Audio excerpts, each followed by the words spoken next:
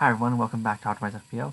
We're going to be taking a look at the Game Week 13 team, the transfers I've made, and the transfers I'm thinking about. We have until Saturday morning, so let's decide then. Without further ado, let's get into it. Starting off in net, we got Ramsdale. Arsenal playing Newcastle. Should be a pretty easy game, hoping for a clean sheet there, or at least some save points maybe. If Callum Wilson is starting to get back into form, he might score, maybe take a few shots. That's what we're hoping for. Arsenal's fixtures look alright for the next next two after Newcastle are not great. Manchester United and Everton, they usually score lots of goals, same with West Ham. But I think that Ramsdale can get enough save points that it will offset the potential losses from clean sheets if we decide to make a transfer. I'm not one for goalkeeper transfers, so I think I'm just going to stick with them, especially with all the price rises he's been getting. I think he's a great goalie to keep for a good chunk of time. We'll start off with the transfers that we made. We had to take out Chilwell. We had 0.1 in the bank. So I decided that Chilwell at 6 million was an easy switch to James at 6.1. Looking back on it now, I wish I just picked up James when he was like 5.6, 5.5. When I ended up picking up Chilwell for the 6.0, I thought Chilwell was going to be a better price. Just thought he was going to be more attacking, which he was at the time, but James just got a lot more goals than I was expecting. So, I brought him in. I know it's against Manchester United at home. They did play well against Villarreal, but I just don't think that Manchester United side's nothing to be scared of. The other option that I could have picked up, I guess, was Alonso. He was somebody I was considering with Chilwell out, and looks like it's an ACL injury, unfortunately, so he might be out for like 6 months. He probably would be the best player to pick up in that case. My thought is maybe next week I bring him in. I have potentially 2 free transfers going into next week if I don't use another one this week. I'm thinking maybe Rudiger to Alonso is definitely a possibility, but it just seems like a very sideways move and very unnecessary. Anyways, they're playing Manchester United at home this week. Manchester United didn't do so well last week. Got Ole Gunnar Solskjaer sacked. And pretty unfortunate result from them. 4-1 against Watford. Looked really bad. But against Villarreal, they look better, so maybe they'll start playing well against Undercarrick. But Chelsea are just in a fantastic defense. I could see them very much keeping a clean sheet. I think a lot of these top 6 matches are actually going to be a lot of clean sheets this year. It seems like the teams are more worried about losing than they are winning, if that makes sense. Especially with Chelsea at home, I could see them winning this match like 1 or 2-0. Next up, and one of the stars of last week was Cancelo, doing absolutely amazing against Everton. They got West Ham coming up at home. Our whole defense is actually going to be at home this week, which I'm looking forward to, hoping that they can get some clean sheets at their home grounds. Man City, just amazing defense. West Ham played very poorly against the Wolves, from what I remember seeing. And I think that Cancelo, the way he's been playing so forward. It's been absolutely amazing.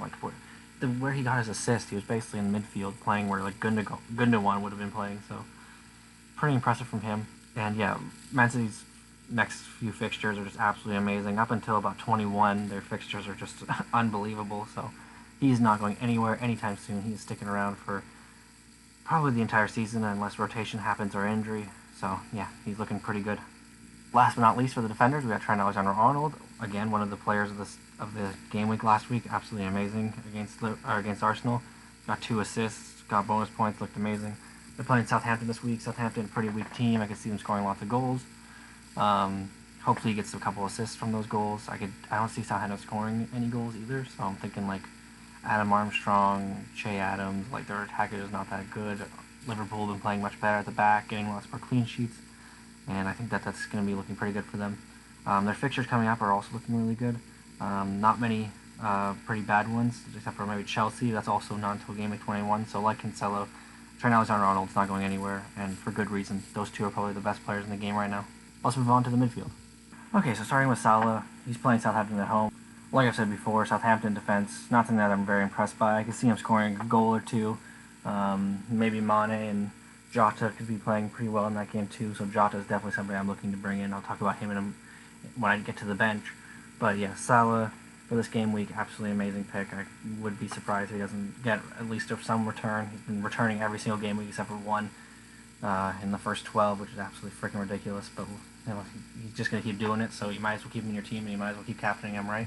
Rafinha is a bit of an interesting one. He's yellow flagged for this week. He had an illness, which means he missed out against Tottenham, which was a bit unfortunate. Leeds played really well in that game in the first half. Second half, Tottenham took it to them. They played much better. Leeds did pretty well, considering they didn't have any of their front players. They had no Rodrigo, no Rafinha, no Bamford. They had Harrison and James running the wings, so I think Rafinha coming back would be really big boost for them, especially against Brighton defense, who didn't play too well against Aston Villa, lost 2-0. So I think that defense is definitely something to maybe start attacking a little bit more. But we'll have to wait and see how that goes. Worst case scenario for Rafinha, he goes to the bench and I make a transfer to hopefully bring in somebody, or our bench player who is flagged right now is going to be able to play. Last player is Smith Rowe against Newcastle at home. An interesting one considering Newcastle's result last week, which was a weird one, 3-3 to Brentford.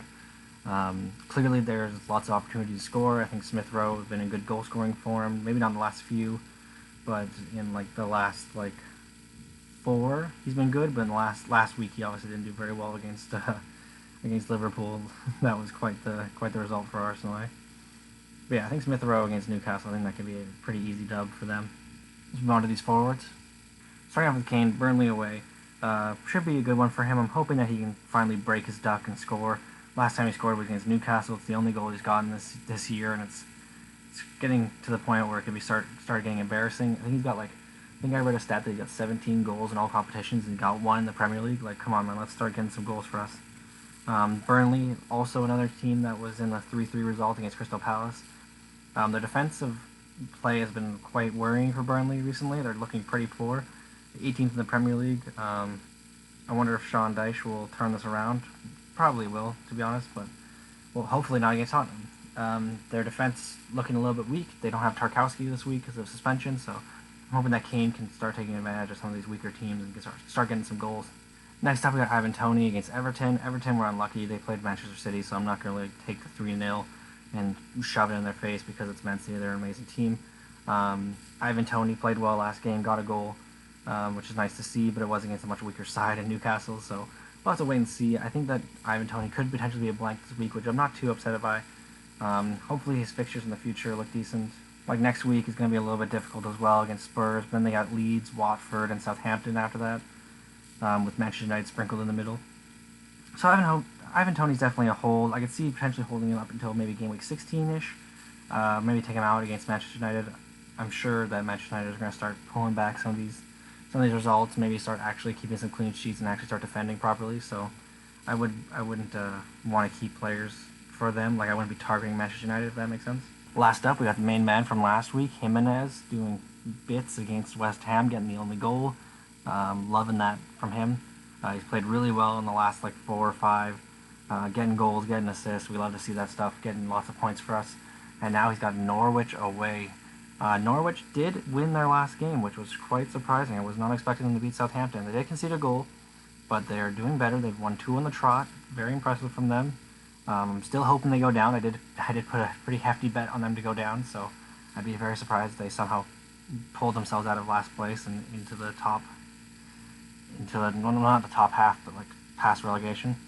And Wolves, I think, are just a much better team. I'm expecting Jimenez to get on the score sheet, or potentially even an assist would be good enough. But I'm really expecting a goal. I think that's relatively fair. Just Norwich are just so poor. If he doesn't get a goal, I don't know, I'd be disappointed. And yeah, his next fixture after that is Burnley away, or Burnley at home, sorry, which is a good fixture. So I'm keeping Jimenez for probably the next 2. Game week 15 against Liverpool, then Man City, Brighton, Chelsea.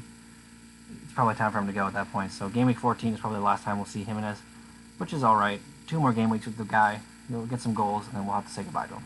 Moving on to our captaincy, there's only one captain's choice. It's got to be Salah. Burnley away is a decent fixture for Kane, but he's just not been on form. He can't score goals in the league for some reason. So, we're putting Salah in as captain. No doubt in my mind for that one. Looking at our bench, we've got a lot of value on it. We got Foster. I would like to play Foster more often, but he's playing Leicester away. Just not one to pick, and especially Watford defense, just not great. He did outscore Ramsdale again last week, but I just don't think it's a good idea. Foden, playing West Ham away, West Ham at home, like we talked about before. I'm just a little bit worried about Foden. He didn't play in the midweek game. He wasn't on the bench. Talking about how he has a knock from the Everton game. That's why he came off early, I guess. He is a player that I'm very much considering taking out for Jota. I think Jota's been on very good form. Liverpool's fixtures look absolutely amazing, and Firmino's not coming back for at least another game week or 2. And then once he comes back, we could see Salah and Mane go off to the African Cup of Nations, so he'd be playing anyway. So Jota I think is a very good a very, very good player to pick up for the next few game weeks, especially with potentially Foden being out.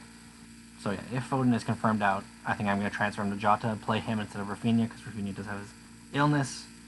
And if Rafinha is clear to play, then I'll probably put Rudiger on the bench and play both Rafinha and Jota.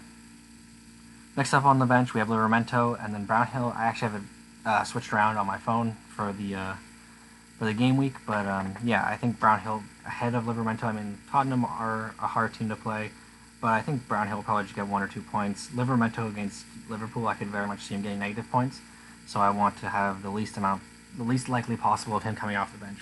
This week, our predicted score is very good, 64.6. We're now 6 out of 6, or 6 and 6 out of 12 for beating the predicted score. We've gotten 6 dubs and 6 L's, I guess, in that case. So I would really like to beat this predicted score again. I'm hoping that we can. I think we can, considering there's so many home games, and I think Salah against Southampton's a really good fixture. I'm predicting 65. I know it's only 0.4 above. I could see going a lot higher than that, but just doing the math and seeing what players I think are going to do well, that's really like the highest I could go. So I'm a little worried that we won't beat the predicted score, but I'm just happy to get over 60 points. That's really the goal from almost every game week. So going into next week, we got exactly $0 in the bank. I used the rest of it on James. If we take Foden out for Jota, we will have 0.6 in the bank, I believe. So that could be used for somebody in the future, maybe like Rafinha up to like Bernardo Silva or something like that. He's been a player that I've been really interested in as of late. He seems to be playing really well, and Pep obviously loves him to pieces. So yeah, that's what I'm thinking about with those transfers. And going into next week, assuming that we don't make any transfers, like if I don't bring Jota in, we'll have 2 free transfers. If not, we'll have 1 free transfer, which is not too big a deal. I don't mind having to use the transfers on players that are actually injured, so I'm not too worried about it. Chilwell was definitely one that had to happen. He's out for a long time, so I'm not too worried about that. I thought I'd just do it early. In case James did rise, he was at about 91% on the price prediction tables, so I just didn't want to take the risk. No point in risking it, and I know that I'm going to bring him in either this game week or next game week, so might as well just bring him in. And if I have to bench him, then no big deal.